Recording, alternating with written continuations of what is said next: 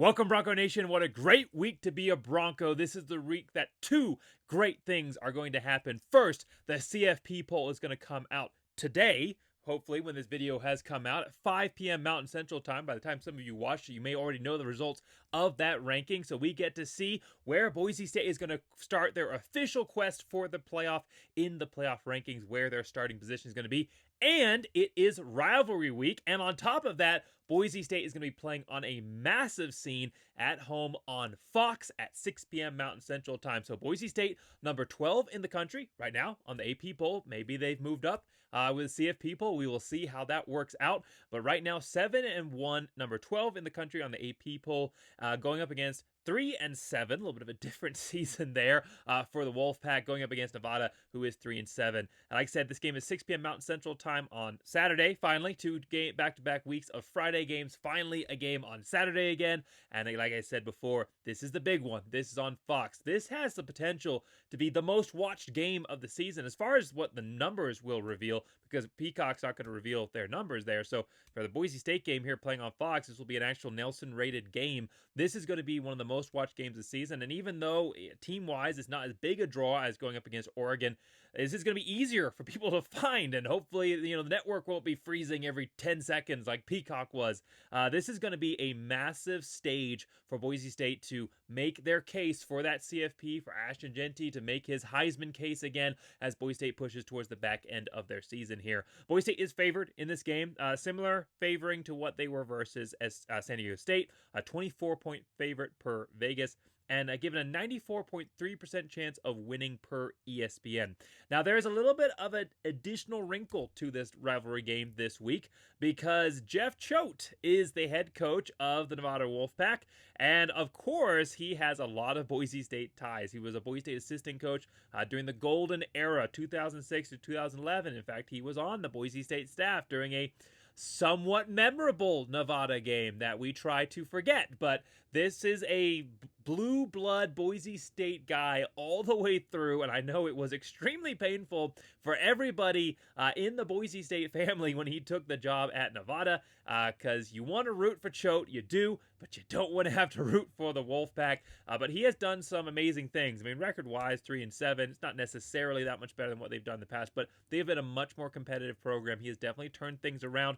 They have played up in big games. They have a win versus Troy at the beginning of the year. They almost beat SMU, who's now in the top 25, just demolished Pitt the other day. And they beat Oregon State a couple of weeks ago as well. Now, it's a little bit of a banged-up Oregon State team, but still, Choate has this team rising to the occasion, and this is definitely a time that he will want to rise to the occasion because he was right there in the conversation for the Boise State head coaching job. He and a couple other candidates were right there in the finalists. Spencer Danielson, of course, winning that. But there were a lot of people in the Boise State camp. It was kind of a split field. If you were from a certain generation of Boise State player or Boise State fan, a lot of people were rooting for Choate or pushing his name. And then, obviously, that 2006-2011 era of player and fan. And then if you were a little bit of a younger, especially the players on the roster right now, and even some of the fans as well were pushing for Spencer Danielson. There was really kind of a divided camp there. So Choate has a lot of motivation coming up against, his former school here and a school that he wanted to be the head coach at and had to take Nevada as a backup consolation prize. He's going to be very, very motivated to prove that, hey, you should have picked my name out of that hat. So this is going to be a very, very interesting matchup, and it's earned that Fox spot for a reason, because this is a very storied series history between these teams. We're going to go through the series history. We're going to go through the key players for Boise State and Nevada, and I know, just kind of heads up, because there's going to be comments from UNR fans that I'm pronouncing their school name wrong. I know I am. Part of it's intentional, but also part of it is my British heritage there. It is actually a mental struggle to say Nevada. It's not something I naturally do. And I'm not going to try because it's Nevada and I don't care about that team. So I'm just going to continue to mispronounce that name intentionally. I will try to correctly pronounce the names of your players. Feel free to correct me on the names of any of your players I mess up. That is not intentional. So we'll go through the key players of the game for Boise State and for Nevada. We'll go to the keys to the game here for Boise State specifically, and then we'll summarize with a score prediction. So 5 minutes into the video, a little bit of a longer intro there, but you know what time it is, Bronco Nation. Pause the video, Go down in the comment section below and give me your score predictions for this matchup. Interesting one. Is the spread going to win? Is the rivalry factor going to win out? This is going to be a closer game.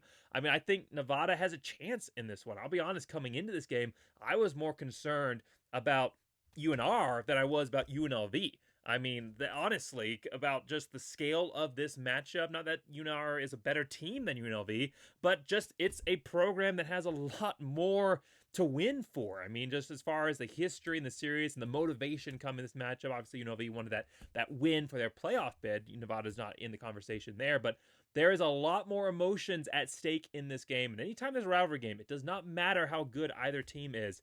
They can beat you, and this is definitely a scary one. In series history, they have done it in the past. Boise State has quite a storied history with Nevada. I believe, as far as teams in the Mountain West, that they've played each other more times than any other program in the Mountain West with Boise State right now. 31-14 right now. So it's a long history. It goes all the way back to 1971. Boise State winning that first game in Reno 17-10. They would also take the next matchup before Nevada got their first win in 1973, 21-23. Very close matchup there. And then there would be 16-year stretch where Boise State would win most of the games there. 1974 to 1990, they went 11-5 before the tide turned. And there was a time there where Boise State could just not figure Nevada out. 1990 to 1998, Nevada went 6-7 versus Boise State.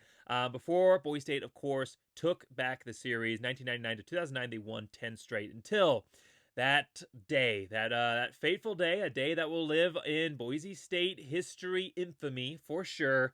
2010, a memorable loss, 31-34. And there was already a rivalry nature about this game, but that certainly cemented it for sure.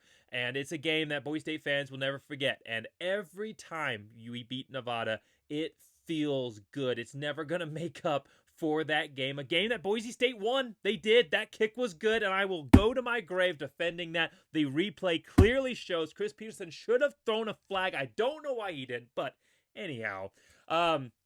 Game that, on the record books, they lost, whether they deserved to or not. But Boise State, since that time, has made up for it a little bit. Again, never will fully make up, but each win is a little bit of a chip back in the broken heart of Bronco Nation that still doesn't want to remember that game. 7-8. Nevada got one win in 2021, a 31-41 win on the blue. Again, that sucked too, having to lose to them on the blue. But then Boise State got the win back in 2022, a dominating win. They had just lost their head coach, and almost every player had left for Colorado State, but 41-3. And now we get to see if Boise State, against a Nevada team that's had an up and down season, if they can continue to build on this series history lead. So, key players for Boise State. Ashton Jeanty, number one. He's been off the key player list, I think, for a couple of weeks. I believe last week, key players. Actually, he was on the key player list last week. So he's making a return again to kind of that focal point for Boise State here. Boise State has clearly shown that they can get the passing game involved, that it can be a key part of this offense. But this game is about establishing Ashton Jeanty once again. Boise State will need to go to the air. Nevada is pretty. They have some vulnerabilities there. There's a couple weaknesses Boise State can exploit. They will need to run a balanced attack here, but this is Ashton Jeanty's game. This is a game he was born for. The national spotlight. All eyes on Boise State. All eyes on him. A big part of Boise State getting this Fox primetime slot, of course, is the CFP race and the conversation around that. But it's Ashton Jeanty as well. And after a couple of games where, his star has slipped just a little bit, not deservedly so. He's still put up in 2 games, 277 yards, 4.4 yard average while injured. Compared to his season numbers overall, what people have come to expect from him, in the national perspective, it was a disappointment. Again, no realistic level there of disappointment when you compare it to running backs across college football, especially on an average season. That's still an incredible numbers, especially considering that he was injured and the defenses were going all out. But this is a game that Ashton Jeanty he's certainly feeling not necessarily the pressure, but I think he's definitely feeling the moment to perform. And this is going to be, I think, a bbig game for him, especially with Nevada having to consider that passing game. We'll talk about that more when we get to the keys to the game. But 1,525 yards rushing, 8.0 average per rush, and 20 touchdowns on the season so far. Looking to add to all of those numbers in this game. And now, key player number 2. Mentioning that passing game is going to be Cam Camper. A little bit quieter last couple of weeks. A couple of other weapons have been stepping up. Louder, obviously, is really kind of risen up. Tight ends in general. I mean, Matt Wagner had a great game last week as well. So, Louder, the tight ends have been stepping up. Obviously, Latrell Capel's coming back fully from injury finally. 3 touchdowns, a hat trick for him. I believe he had 90 yards receiving last week. Fantastic performance by Capels. And just some other guys as well. I mean, Penry's been playing very well. Austin Bolt has had some really key moments. Prince Strawn is stepping up. So, it's not so much that Cam Camper has been performing worse than he was at the beginning of the season, not at all, but the rest of the wide receiver room, which we knew was so deep, that we knew was going to be such a strength of this team, is finally fulfilling those expectations, and we're seeing what we expected to see, which is the ball going to everybody around the field, being really spread out across the offense. And so, but I think that this is a game that Cam Camper, he's going to step up. He can kind of feel again the other players rising, and that's going to divert the defense's attention. You can't just focus on Cam Camper. You can't just focus on Ashton Genty. There's other guys that are going to be able to hurt you as well. Latrell Capel's proving that. Obviously, the tight end's proving it. And I think that the deep ball might come into play as well. This seems like a game that Dirk Cutter's going to want to prove some things and want to pull some stuff out on national television, throwing that deep ball, which Boise State's kind of lacked in this season. Kind of that last key element that's missing from Max Metz's game is consistent. He's thrown a couple, but as a consistent threat overall, I think that you can see that emphasized. And if you're going to go to the deep ball, Cam Camper is your guy, and I think he's going to have a big game. And then key player number 3, who's on the cover of this video, is going to be Ahmed Hassanin. 30 tackles, 7.5 sacks. He is 0.5 sacks behind JVM for the lead. A nice friendly competition going on between them. The Boise State defensive line, and Boise State defense overall has been so great at applying pressure, but especially this defensive line. Everyone is so focused on Ahmed Hassanin that so many guys are starting to get through, but that Boise State defensive line is proving that you cannot just focus on Ahmed, because JVM's going to go get you, and so is a host of other names on that front 7 for Boise State. And so I think that Ahmed Hassanin is, again, national scale, national limelight, the national stage. Your top players rise to the surface in those moments. I think Ahmed Hassanin could have a big game here against a Nevada offense that's given up quite a few sacks. We look over at the Nevada key players here. Their key player number 1, who's a great quarterback. He's great running, great passing, but he's given up 14 sacks this season. I think Boise State, top sacking team in the country, is going to come in hungry to go after him, especially with the run threat that he presents. I expect to see a lot of blitz packages trying to contain him. And they're going to need to, because, again, he is a guy who can throw the ball and run the ball versus you. 1,542 yards passing, 67.8% completion percentage, so not bad, close to 70% there. 11 touchdowns, 5 interceptions, but those 14 sacks. However, he is a running threat. 100% running threat, 660 yards rushing, 5.6 yard average, long of 67, and 7 touchdowns on the ground. So overall, 18 touchdowns are accounted for. And he's actually only 16 yards behind Nevada's actual running back, so he's almost leading the team in rushing as well. So Boise State, they have proven that the mobile quarterback, that the run threat quarterback is no longer their Achilles heel. That has been an issue for Boise State, at least going back through the Andy Avalos era. But that's not a problem anymore. At least it has not been this season. Boise State has done a great job of shutting down the mobile quarterback for the large part this season, going up against guys like Jaden Maeva, Dylan Gabriel, who's definitely shown his running abilities versus other teams, but was shut down versus Boise State. They've done a great job overall of shutting down the running quarterback. So they're going to need to continue to show that level of performance in this game, because key players rise to the top. That's the same for Nevada. And when you have a game that is your Super Bowl, this is they're 3-7. They're not going to a bowl game. I think they have UNLV and Air Force left on their schedule. That's it. I mean, they're almost done with their year. This is your game. This is your moment to stand back and say, we did something that season. We knocked off X team, being Boise State this year. That would be their moment to shine and to have something to look back on. And the players, Choate's got this team motivated. They're not giving up on the season, even though their bowl hopes are gone. So this is going to be a big one for them to have that opportunity. I mean, if they won 3 games, if they won this one, the other 2, they'd be 6-7 overall. And then, maybe they could get into a bowl game there if there's some other teams that were not eligible. So, but bowl likely off the table for them, but this is a big game for them. This is their Super Bowl moment, and they're going to come in and play big in this one. A couple other players will be playing big for Nevada here is going to be wide receiver Jaden Smith. This guy's a monster, 6'6", 210 pounds. You heard me right on those numbers. Very, very big guy, and he's shown it in his performance. 45 receptions for 630 yards, 4 touchdowns. And then he's not the only guy. They actually have 3 really good wide receivers. Another player with 43 receptions on his end. I think it's 500-something yards receiving on his part, 6'2". And then they have a third guy who has over 300 yards receiving as well. So this is a wide receiver core that Nevada's spreading that ball around, and they got 3 weapons that you're going to have to stop. But this guy right here is probably their most explosive and dangerous when it comes to the passing game. And then a linebacker, looking at the defense, the guy that's going to be in charge of trying to stop Ashton Jeanty in a game that I'm sure he's going to step up and have a Heisman moment. But the guy that's going to try and prevent that is going to be linebacker Drew Watts. 65 tackles, 1 sack, 3 passes defended, 1 interception. He has stepped up big in those big games, in those moments where Nevada has risen to the level of their competition. Big part because of him. 12 tackles versus Troy and 13 tackles versus Oregon State. This is a big game moment type of player. Drew Watts is going to need to have a big game moment versus Boise State if they want to have a chance in this one. Now, moving on to the keys to the game for Boise State. You've got key number 1. Key number 1 is just going to be Ashton Jeanty. We go back to those key players of the game here, and I kind of previewed a little bit of this already, but again, the whole world is watching. The Heisman campaign has shifted views. He's fallen from that number 1 to, in most polling, to about number 4th in those predictions. And then put the Vegas, you've got Cam Ward, Dylan Gabriel, Travis Hunter all ahead of him. And this is his moment. There's not going to be a lot of other games throughout the rest of the season here until you get the Mountain West Championship game where you have all eyes on you. I mean, maybe the Oregon State game, but they're going to have, similar record to Nevada. It's not a great team they're going to be playing. This is going to be one of those few last moments where you really have a chance to capture that national spotlight. And so I think that he's going to step up here. I think that this is the game that the Heisman campaign gets relaunched and carries him through into the finals there.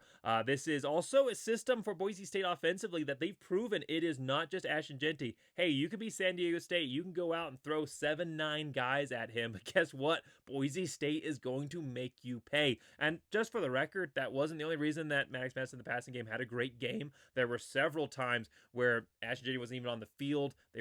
He was just run blocking, and they were back in coverage. He had to throw against 2-3 man looks, and he was still getting the ball in. So I do want to dispel that myth that the only reason Maddox Madsen had a great game is because San Diego State was trying to stop Ashton Jeanty.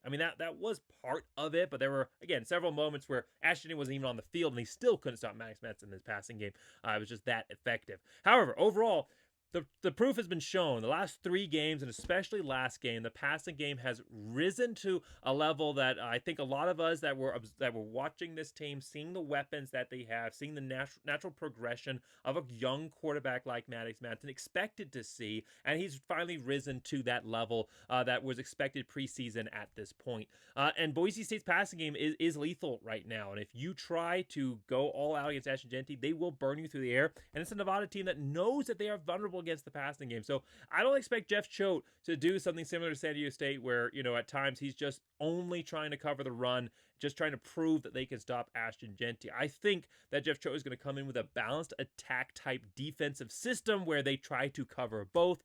And in those moments, Ashton Jeanty is going to get some one-on-ones. He's going to get some opportunities where the line is be able to put hat on a hat across the board and able to give him that opportunity to get to the second level. And I think that he's going to have a big moment here because the defense, again, cannot just focus on him. They're going to have to focus and respect the passing game. And Ashton Jeanty is going to start getting some more favorable looks. I think he's going to explode in addition to all of his own motivation coming into this game. And then finally, it's a defense for Nevada that's going, an offense for Nevada that is going to pound Boise State's defense. This is a Nevada team that is very balanced attack on both sides. They definitely heavily emphasize the run, and time of possession wise, they are really good at holding on to the football. They're actually statistically better than Boise State overall in the season. 31 minutes and 58 seconds of average possession per game this year for time that they've controlled the ball. So Boise State's defense is going to get a little tired in this one. If Boise State can have Ashton Jeanty have a huge game, emphasize the running game through Ashton Jeanty, they are going to give their defense time to rest. I think this is going to be a very much ball control game between both of these programs. All right, so that's key number 1 is Ashton Jeanty. Key number 2 is the option, and this kind of ties back into key number 1 here with Ashton Jeanty. And I mentioned it as part of my keys to the game in just diversifying the running game. But Boise State, we have seen what Maddox Madsen can do with his legs. He's shown enough on the tape that defenses have to be aware of that. They have to account for it. Again, he's not, he isn't Brendan Lewis, and he's not Haj Malik Williams or some of these other guys that Boise State has gone up against in the running game. He's not Taylon Green or anything like that, but he is a dangerous enough threat with his legs that you can't just assume that you're going to just be able to put a linebacker on him and stop him. He's going to find openings, and he's got good speed, and he's a hard-nosed player, and he's going to put his head down and go get that first down. And so you know that he can run. You know that he can run with the ball, and this is an opportunity for Boise State to open up that outside. They've really, really been struggling to get Ashton Jeanty on the outside. This is that opportunity in the option offense. Boise State ran the option last week, one kind of true option run. Maddox Madsen didn't take more than half a step, but it was enough to suck the defender in because they'd seen him run a couple times already, and he was able to pitch that ball out to Ashton Jeanty, who ran it in for a touchdown. Boise State needs to do more of that. Again, it kind of goes back to that key of diversifying the running game, but if you want to give Ashton Jeanty some opportunities to get those one-on-ones with the defender where they can't just focus in on him, and also give them an opportunity to get on the outside, the option game is going to be huge. I think Boise State should really try to emphasize, I'm not saying that they run like an Air Force-style offense or try to run the option every time, but incorporating that as more of a regular look into the offense, I think is going to be beneficial to pushing Ashton Jeanty's chances of breaking one deep and of just improving this running game overall that has started to be keyed in on a little bit by the defense. And then key number 3 here is the return game. Boise State has really kind of shored up every area that they've been weak on this season. The passing game is strong now. The passing game is a true strength. The secondary has made a huge leap forward. I mean, last week was such an impressive performance for the Boise State secondary. And I thought that even going back the last 2 weeks that they overall had shown a really good look. But Boise State secondary has made huge steps forward. They have finally started to become not necessarily a primary strength. I think still that front seven, that defensive line, your primary focus, but actually a overall strength for this Boise State defense. The return coverage has been mostly fixed. I know a lot of fans, myself included, were not excited by the returns that Boise State went to there. I think it was right around the second half, maybe early in the first half. I think they had 2 in the first half and 1 in the second half where they kicked the ball short and it was returned quite easily. Not a great look, but I don't think that was Boise State shifting to a new look kicking. I think that it was Stacey Collins seeing Boise State up with a lead. They were and a defense playing really, really well against a San Diego State offense that couldn't do anything, and said, okay, you know what? We've got an opportunity here to experiment a little bit. Experiment went wrong, and hopefully they go away from that. But overall, we've seen Boise State mostly fix their coverage issues. The one thing that Boise State, going back to an issue that was a problem last season as well, that they really haven't resolved yet, is the return game. This season overall, they are slightly better numbers, but that's because last year's numbers were abysmal. On the punt return, they're averaging 4.6 yards per punt return. And kick return, it's less than 20-yard average if you take out 2 solid kick returns. I'm not taking away those 2 great individual moments. They had a nice 34-yard long return. They had Dylan Riley, that 96-yard kick return to the house. And Tyler Crow had a nice 24-yard return himself as well on a ball kicked over to his side there. But overall, Boise State, especially if you take out that 96-yard kick return, they're averaging less than 20 yards per kick return right now this season. I think this is an opportunity for Boise State to establish that. In the games versus Nevada, they featured some very important kick returns. I remember that 2009 game, Titus Young to the house. I believe it was 100 yards or 98, something like that, to the house. Titus Young had a huge game that day. I believe he had 2 long kick returns in that one. But the kick returns have been a big part of the rivalry games. The rivalry games kind of, kick return, punt return, it's all about the guts and the mentality. And Boise State definitely has that, by the way. I mean, Coop Cooper Jones. He hasn't been able to break one loose, but he is a guy that takes every return and tries to make the most of it. You've got Latrell Caples now coming back from injury, an explosive threat for Boise State as well. And of course, we've seen what Dylan Riley can do. But again, the kick return punt return game, it's all about guts. It's all about that need to have it, going to prove that you are going to go out and risk everything for that moment of glory. And a rivalry game and the emotions that it raises is that perfect opportunity. Boise State teams of the past, we saw that, versus Idaho, they'd always have some massive return. I mean, Nate Potter had some amazing returns for Boise State going up against Idaho back in the day. And so this is going to be a game where I think the kick return, punt return game could be established. There are some vulnerabilities there. Nevada has given up a 24-yard average per kick return to 4 teams this season. Now, a couple of those where they only gave up like 1, but that one was, 30 or 28 yards or something like that. So there are some vulnerabilities. They've given up some decently long punt returns as well. 16-yard punt return here and there, 9-yard punt return. So there are some opportunities in this return game. And the Nevada return unit, the Nevada special teams overall is a little bit in shambles. They gave up a touchdown on a kick that they were returning. And Colorado State that just muffed the kick return, and Colorado State came down and got the touchdown. Not even a safety; it was an actual touchdown. So especially it's a little bit in disarray right now. Boise State could maybe take advantage of an opportunity, a moment of weakness here for Nevada in this one. So 3 keys to the game: Ashton Jeanty, option, and return game. Now, summarizing this game overall, Boise State, Nevada, who do I think is going to win this one? Well, looking statistically at this, again, it's a very balanced attack. 197.2 yards passing for Nevada, 187.7 yards rushing per game for Nevada, but it's not translating into points. Again, neither of those numbers are necessarily awesome, but the points-wise, it's not really translating. 24.6 points per game. Now, defensively, they've been pretty strong overall. Passing is definitely a weakness for them, 229.5 yards per game. But rushing-wise, not that they've necessarily faced a ton of super strong rushing threats, but 156.4 yard per average rush.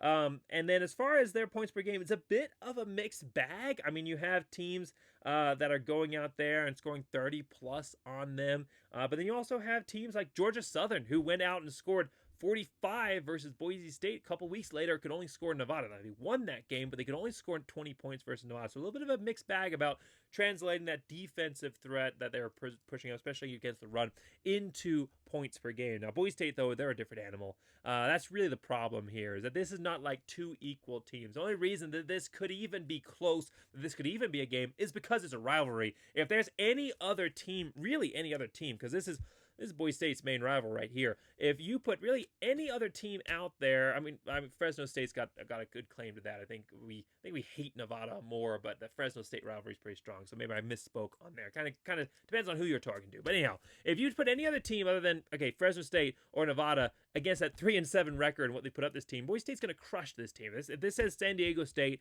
they crush them. If this says CSU, they crush them with the 3-7 record. But the fact that this is UNR and that 3-7, the 3-7 doesn't matter anymore. This could be a game, especially with everything else surrounding this game as well, and the meaning of this matchup, especially for Choate. So this is going to be a game that Boise State, they statistically, they're well ahead of Nevada. 241.3 yards passing per game, 267.9 yards rushing. That's almost twice what Nevada's putting up on the ground. Almost twice what they're allowing on the ground there. Defensively, 249 yards passing per game allowed. That's been a weakness for them, but they definitely stepped up much stronger in the last few weeks. But defensively, Boise State in the running game, that's going to be their strong point, and coming up against a Nevada team that likes to run the ball, I think Boise State matches up well against them. 115.4 yards defensively, but the big one is the points per game.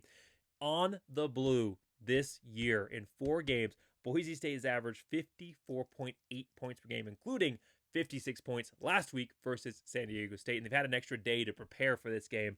So this has been a Boise State offense and defense that's just been really hard for anybody to stop, especially those sack numbers overall against the rushing game. Now, the problem for Nevada is they just don't have the weapons to go up against Boise State's primary weakness, and that has been the secondary in the passing game, passing defense. Now, I will say Boise State has improved in that area, so that may not be as big of a weakness as it was, but that is if you were to try and exploit one area, that's the one you would go after, and Nevada just doesn't have that offense. 197.2 yard average per game passing this year. They have some weapons back there, but they're really very much so a balanced attack type of system. They don't have the pass-heavy looks to go up against Boise State's kind of weak area there, though again, I think it's been shored up a little bit. The thing, again, like I said, that's going to motivate this one is Jeff Choate. He's motivated to play. He's motivated to get this win. Nevada plays up to the moment, and this is their Super Bowl, and it will be a battle. If you're expecting anything less from this game, if you're expecting Boise State to come out and do what they did to San Diego State last week, you are going to be very much disappointed in this one, because this is going to be a game that I think is going to be much closer than anybody would expect or want, especially on a national television audience. Now, on the other hand, though, it's not like Nevada's the only one motivated to win this game. Boise State, Ashton Jeanty will be motivated. Boise State will be very much so motivated. It's a rivalry game. There's a lot of momentum for Boise State right now, and the CFP rankings coming out an hour before kickoff are a great thing, because either Boise State will be ranked lower than they think they should be, and I know that coaches and players say they don't pay attention to the rankings, but that's just, in this age of the CFP, it's really just not true. You know that they know what the rankings are, and that will motivate them either way. Again, if they're lower than they think they should be, they will be very motivated on a national stage to prove that they should have been ranked higher and that they should be ranked higher going forward. Now, if they're ranked high, or maybe where they're currently at or higher, that's going to be a huge momentum boost for Boise State coming into this one. There's going to be a lot of excitement about this. So really, either way, it kind of works out for Boise State. I think they would be more motivated if they got a little bit of a chip on their shoulder, but either way, I think they'll be fired up if they get that higher ranking. So Caples is back. Boise State's getting back some players from injury. The defense is on the rise. And remember, Jeff Choate's not the only one in this game with something to prove. Spencer Danielson, he's coming up against a guy that a lot of people said should have his job, and he has something to prove too. He has something to prove that he was the right choice. Well, I mean, he has clearly proven that so far this season, that I'm not making any kind of statement to the opposite. He has clearly proven he's the right guy for the job, but still, going up against a guy who was in the same candidacy pool, came down to the finals, as was reported, right there for him. He has a little bit of a personal motivation as well to prove to Choate and any other doubters. I don't think there are any, but that he was the right man for this job as well. So they're both very, very motivated coaches, very, very motivated teams. I am not seeing a 24-plus point win on this one. I'm not even seeing a 45, 56 plus point win. I hope that we get that. I always love when we pound Nevada into the dirt. I would love to see that in this game. I'd love to be proved wrong. I'd love this game to be over by halftime, and maybe the coaches are starting to ask, hey, should we rest Jeanty? And Jeanty's saying, no, I need that Heisman moment. Give me another 150 yards in the second half. So, I'm hoping that is the discussion that goes on and that we see a massive blowout. But I expect this game to be a battle. I expect it to be close, and I expect Boise State to pull away in the fourth quarter like they have done for the large part all season long. I think this will be a 37 to 21 point win for Boise State. That's my final score prediction. However, I think Ashton Jeanty goes for 200 plus yards. First time I've thrown out a yardage prediction this season, but I think he's going to go for 200 plus yards in this game. So thanks so much for watching. Make sure to like and subscribe. Let me know your thoughts on this game, on my score prediction, on anything we discussed in this video, any additional thoughts you have. I want to have that with every single one of you. And of course, if you forgot to put in your score predictions earlier on, you've heard mine, but that's okay. Go back and put your own score prediction as well. Of course, as always, the one closest to the score will get shouted out. If there's multiple people that get it exactly right, I'll shout out every person that does that. So thanks so much for watching. Make sure you look forward to the game review, which will be coming out shortly after the game ends. And this is going to be an exciting one. Thanks so much for watching. Make sure you like, subscribe. And as always, and especially on Rivalry Week, go Big Blue!